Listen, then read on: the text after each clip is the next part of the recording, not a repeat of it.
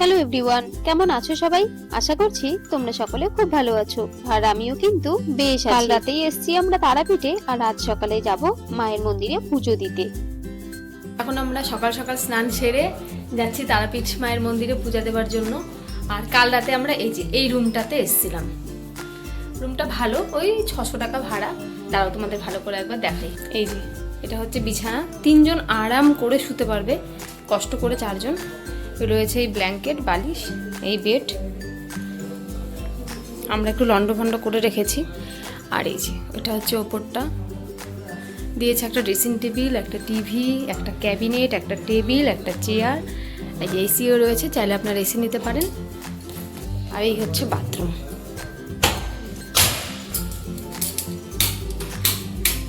এই যে bathroom, western রয়েছে, বেসিন রয়েছে, সবটাই ভালো। 600 টাকার রুম, এর থেকে ভালো আর আশা না করাটাই বেটার, কারণ আমরা এসছি কালকে রাতে, আজকে এই দুপুর 11টা সাড়ে 11টায় বেরিয়ে যাব, তার জন্য খুব ভালো। চলুন তবে এবারে মন্দিরে যাওয়া যাক। এই যে চাবি বের করছি, পাওয়ার কাট হয়ে যাবে। এই যে বেরিয়ে পড়েছি মন্দিরের উদ্দেশ্যে। কাল রাতে জানেন তো আমাদের আসতে বেশ রাত হয়ে গেছিল, তাই সেরকম কোনো আর ভিডিও শুট করা হয়নি। ওই আমাদের আসতে সময় লেগেছিল প্রায় 30 থেকে 40 মিনিট মতন। রামপুরহাট স্টেশন যে রয়েছে সেখান থেকে তারাপীঠের দূরত্ব হবে ওই 10 থেকে 12 কিলোমিটার মতন। সময়ে বেশ অনেকটা লেগেছিল, তবে একটু ভয় ভয়ে যাচ্ছিল।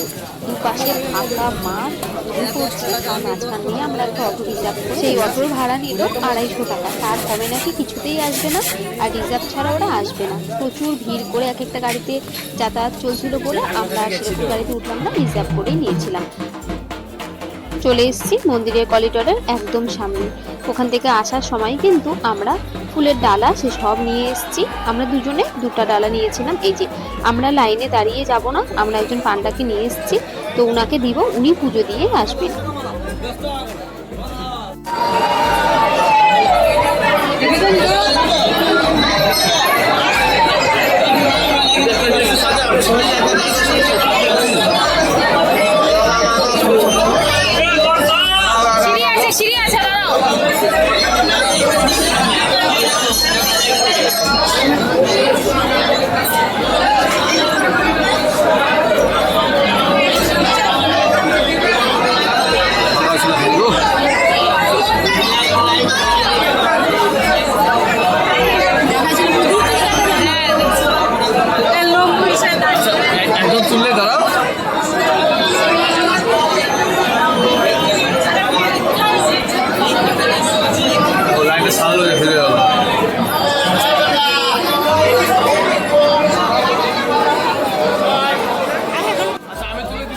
এই যে দেখুন এদিক থেকে কত বড় লাইন, অনেক ঘুরে ঘুরে আসছে, আর আমাদের হাতে সময় বেশি নেই।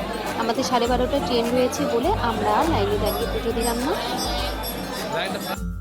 পুজো দেওয়া হয়ে গেছে, সকাল সকাল স্নান করেছি বলে তো ঠান্ডা লাগছিল, তাই এই নদীটার ধারে একটু রোদে এসে দাঁড়িয়ে আছি। সব সেরে এখন ভাবছি একটু তারাপীঠে শ্মশান টশান দিয়ে ভালো করে ঘুরবো। তো এদিক দিয়ে যাবার সময় দেখলাম এখানে 2-3 জায়গাতে বেশ অনেক বড় বড় কড়াইয়ে রান্না হচ্ছে। এখানে নাকি মহাপ্রসাদ খাওয়ানো হয়, তবে এগুলো কিভাবে খাওয়ানো হয় সে সবটাই আমরা শুনলাম। যে কেউ চাইলে এখানে খাওয়াতে পারে, এখানে কমিটি রয়েছে, সেই কমিটিতে এসে কথা বলতে হবে, ওনারা বাজারঘাট সব করে দেবে, জাস্ট অ্যামাউন্টটা তাদেরকে ধরে দিতে হবে। কিন্তু যার যার রান্না শেষে আলাদাই করে। এখানে আজকে 3 জন খাওয়াচ্ছে বলে 3 জায়গায় 3 রকম রান্না হচ্ছে, সেই হিসাবে লোকজনকে খাওয়ানো হবে। যে কেউ তার নিজের ইচ্ছে মতো 50, 100, 200 জনের খাওয়ানোর দায়িত্ব অনায়াসে নিতে পারে।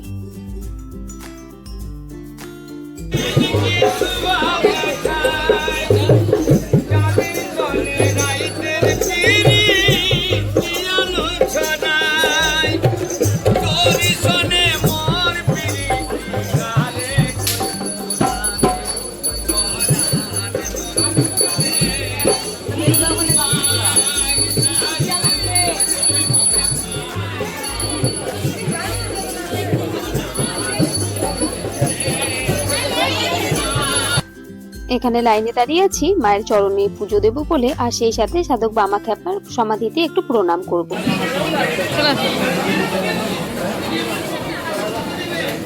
এই হচ্ছে সেই বড় বড় ল্যাংচা পার্সেল, তারাপীঠে স্পেশাল।